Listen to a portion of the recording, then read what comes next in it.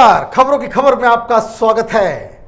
America और वहां की डोनाल्ड ट्रंप की सरकार चीन के खिलाफ अब बहुत ही ज्यादा एग्रेसिव होती चली जा रही है और यूं कहें कि वो अपने मित्र देशों के साथ मिलकर चीन के खिलाफ पूरी दुनिया में एक कैंपेन चला रही है। बहुत सारे मुल्क हैं, बहुत सारी चीजें हो रही है, लेकिन इन बीच जो बयान आया है वो चीन की सरकार के कलेजे में एक हलचल पैदा करने के लिए काफी है। पहली बार इस तरह के स्ट्रॉन्ग लैंग्वेज के साथ अमेरिका की सरकार ने कम्युनिस्ट पार्टी ऑफ चाइना को एक रोग एक्टर बताया है। रोग एक्टर का मतलब हुआ, रोग का मतलब हुआ कि वो लोग जो अनप्रिंसिपल्ड होते हैं, जो स्कॉन्ड्रल होते हैं, जो विलन होते हैं, मतलब ये बहुत ही निगेटिव कोनोटेशन है। जिस तरीके से हिंदुस्तान में पहली बार अटल बिहारी वाजपेयी की सरकार जब थी तो आडवाणी जी ने पाकिस्तान को एक रोग स्टेट बताया था, उसी हिसाब से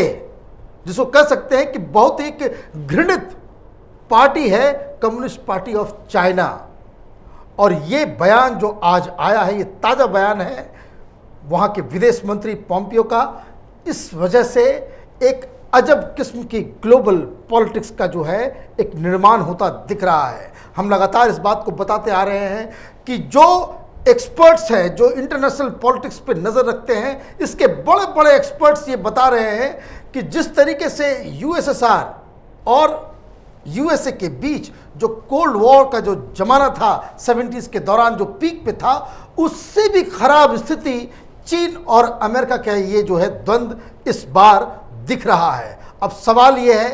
कि इसमें हिंदुस्तान को क्या फ़ायदा है। मज़े की बात क्या है कि ये सारी चीज़ें ये तब हो रही हैं जब हिंदुस्तान और चीन आमने सामने हैं। माइक पोम्पियो जो विदेश मंत्री हैं अमेरिका के, वो कोपेनहेगन डेमोक्रेटिक समिट में वो बातचीत कर रहे थे। मैं उसके कुछ बयान आपको बताता हूं जो आप सुनेंगे, आपको हैरत होगा कि किस तरीके से अब अमेरिका खुल्लम खुल्ला हिंदुस्तान के साथ इस पूरे विवाद में खड़ा हो गया है। और सिर्फ खड़ा ही नहीं हुआ है, वो तमाम जो विश्व शक्तियां हैं जैसे फ्रांस है, यूके है, इजराइल है, जर्मनी है, इन सब देशों को चीन के खिलाफ खड़ा होने के लिए बाकायदा एक लॉबिंग कर रहा है। तो पोम्पियो के कुछ स्टेटमेंट्स आप सुने।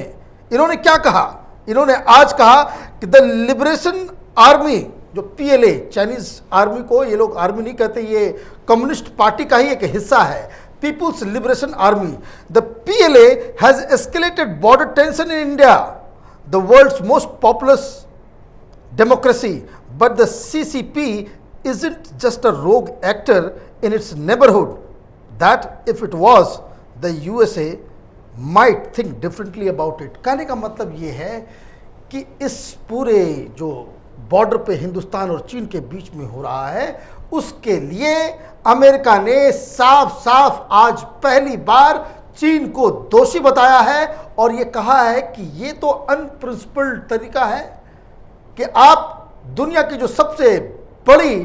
डेमोक्रेसी है उसके साथ आप ऐसा काम कर रहे हैं। लेकिन पोम्पियो ने एक और बात कही कि अगर ये सिर्फ चाइना अपने ही नेबरहुड में ये काम कर रहा होता तब तो उसको बारे में कुछ और सोचा जा सकता था, लेकिन ये केस नहीं है, क्योंकि वो आगे कहते हैं कि it impacts us all, we can see their actions, it is impossible to acknowledge a set of facts about who and what we are dealing with, and across the world it was becoming more apparent each and every day। कहने का मतलब ये है कि America ने अब ये तय कर लिया है कि चीन की जो विस्तारवादी नीति है उसको कर्टेल करने का, वो अपने मित्र देशों को ये समझा रही है कि ये सिर्फ हिंदुस्तान और चीन के बीच का मसला नहीं है। चीन की जो नीति रही है वो पूरी दुनिया को, इट इम्पैक्ट्स अस ऑल, पूरी दुनिया के लिए ये अब ये खतरा बनता चला जा रहा है चीन। और इसलिए इस ड्रैगन के ऊपर जो है वो चेन से इसे बांधना अब ज़रूरी हो गया है। उन्होंने और भी बहुत सारी बातें कही इस पूरे मीटिंग के दौरान कि कई लोगों को लगता है कि भाई अमेरिका जानबूझकर यूरोप को चीन के खिलाफ खड़ा करना चाह रहा है। पोम्पियो ने कहा कि ऐसी बात नहीं है, ये चीन की ऐसी नीति है कि ये हमारे बॉर्डर्स नहीं, ये हमारे कैपिटल के अंदर घुस के इसकी जो तमाम एजेंसियां हैं ये प्रोपेगेंडा करते हैं, ये जो अपने जो सरकारी फिनेंस के जरिए जो चीनी जो कंपनियां हैं वो तो सरकारी कंपनियां हैं, उसके जरिए ये पूरे डेमोक्रेटिक नेशंस को, यूरोप को, अमेरिका को, पूरी दुनिया में जो डेमोक्रेसी में बिलीव करते हैं उसको छिन्न भिन्न करने की रणनीति पे काम कर रहा है। और इसलिए इसके खिलाफ एकजुट होना बहुत ज़रूरी है। एक और अहम बात जो अमेरिका के विदेश मंत्री की तरफ से आया है वो,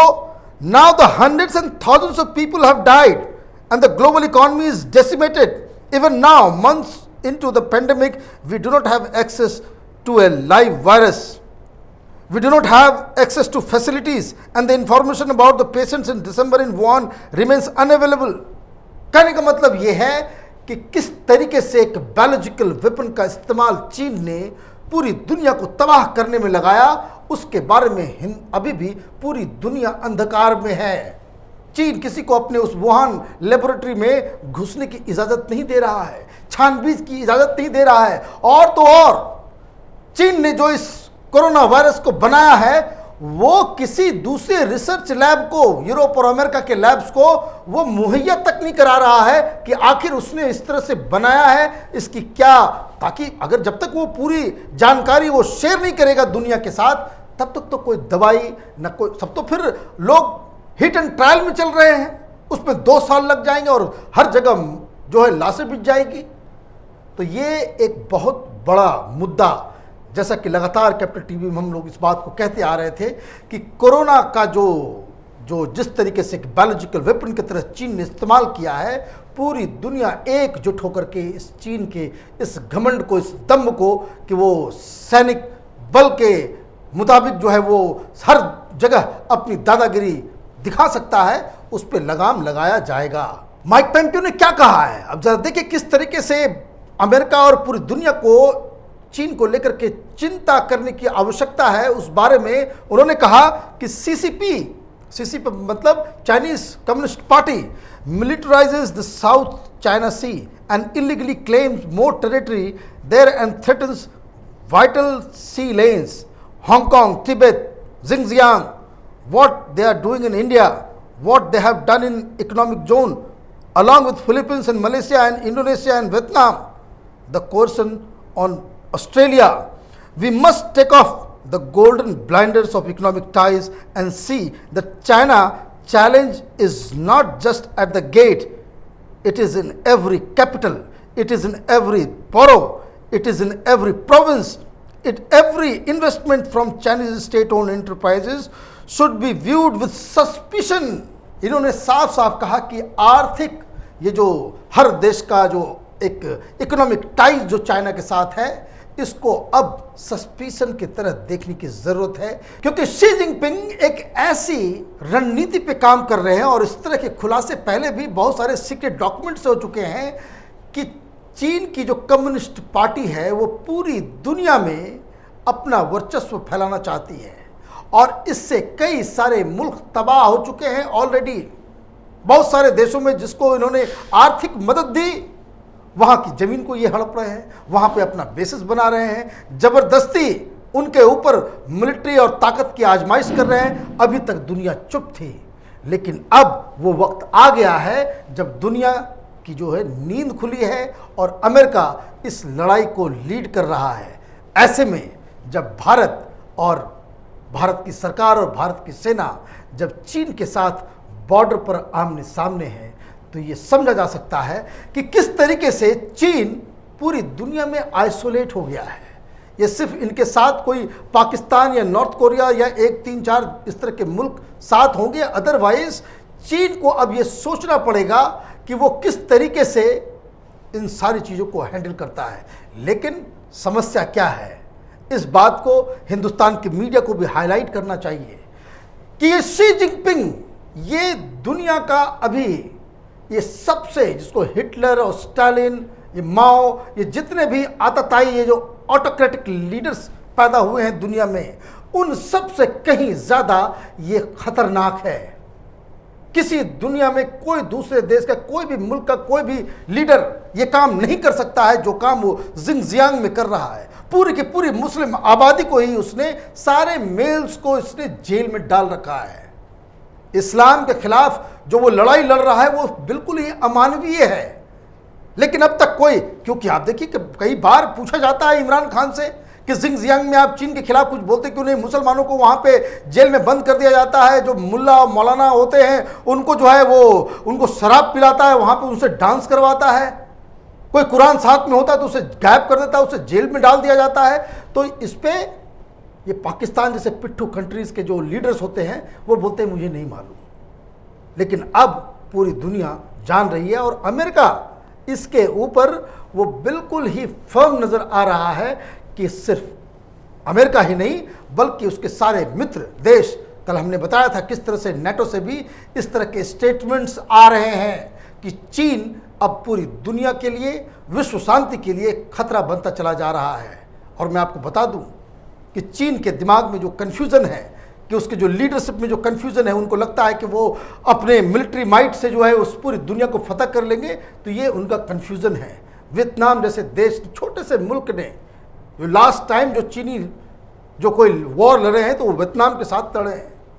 छोटा सा मुल्क है,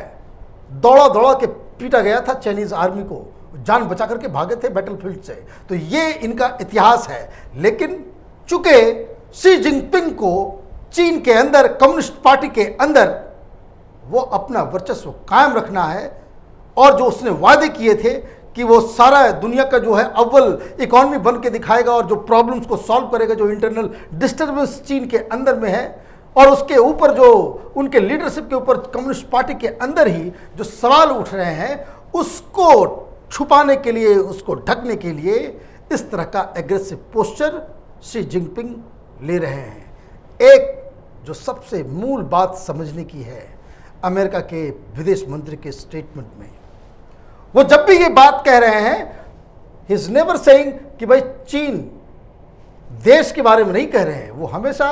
सीसीपी, चाइनीज कम्युनिस्ट पार्टी के बारे में कह रहे हैं। इससे आपको एक संकेत भी जा रहा है, ये बात भी समझना ज़रूरी है। और अमेरिका इस बात को समझ रहा है कि चीन के ऊपर एक गिद्ध की तरह कम्युनिस्ट पार्टी ने अपना शासन जमा रखा है।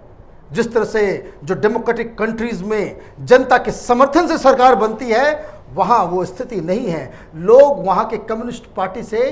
नाराज़ हैं, उब चुके हैं, थक गए हैं, उनको आज़ादी नहीं मिल रही है और जो तरीका वामपंथियों का वहाँ पे सरकार चलाने का है उससे सब लोग त्राहिमाम त्राहिमाम हैं। तियानवेन चौक का जो मसला हुआ था, किस तरह से छिपा दिया गया, किस तरह से, तो इस तरह की चीज़ें भी वहाँ पे हो रही है। तो इसलिए चीन की जनता, चीन का इतिहास, चीन का जो सिविलाइजेशन है वो तो बिल्कुल अलग है, जिसे इन कम्युनिस्टों ने तबाह और बर्बाद कर दिया। और ये डिफरेंस समझते हुए अमेरिका ने जिस तरह की के काज बयान दिया है, इसे हर हिंदुस्तानी को स्वागत करना चाहिए और उन एलिमेंट्स से दूर रहना चाहिए, उनकी बातों से बिल्कुल ही इत्तेफाक नहीं रखना चाहिए कि जैसा कि कल ऑल पार्टी मीटिंग में ये वामपंथी अपना जो वो चाइनीज़ एजेंट्स जो हिंदुस्तान के अंदर में हैं, वो ऑल पार्टी मीटिंग में सीपीआई और सीपीएम वाले येचुरी और डी राजा वहाँ पे जो खेल कर रहे थे कि अमेरिका के कहने के ऊपर हम लोगों को चीन से जो है रिश्ता ख़राब नहीं करना चाहिए, वो हमारे सैनिकों को मारेगा और हम उनसे अच्छे रिश्ते के लिए जो है गिड़गिड़ाएं। ये वामपंथी चाहते हैं। ये वामपंथियों का इतिहास बहुत काला है। कैपिटल टीवी लगातार आप देखते रहिए, इसमें बहुत सारी इस तरह के पुराने वीडियोस हैं जिसमें किस तरीके से इन वामपंथियों ने चीन के साथ मिलकर हिंदुस्तान को तोड़ने की कोशिश की थी, किस तरह से माओ के तस्वीरों को लगा करके हिंदुस्तान में ये लोग वॉर के दौरान, जब चीन के साथ जो 62 में वॉर चल रहा था, तो ये लोग माओ का गुणगान कर रहे थे। वो सारे वीडियोस हमारे आर्काइव में है, आप उसे ज़रूर देखिए और हमारे वीडियोस को लाइक कीजिए, शेयर कीजिए और हमारे चैनल को सब्सक्राइब कीजिए। धन्यवाद।